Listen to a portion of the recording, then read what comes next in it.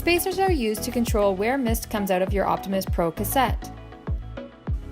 You'll want to put the spacers where any media will cover the mist to make a natural effect.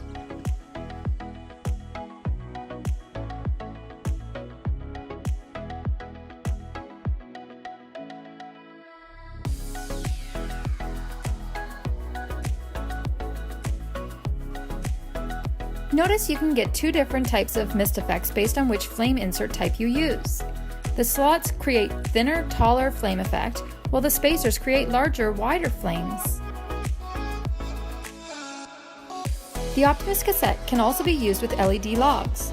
Plug the logs into the cassette for a natural inner glow look.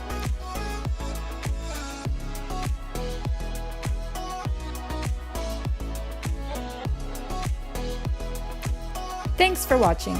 Be sure to check out our other videos to learn more about the Optimyst Pro series.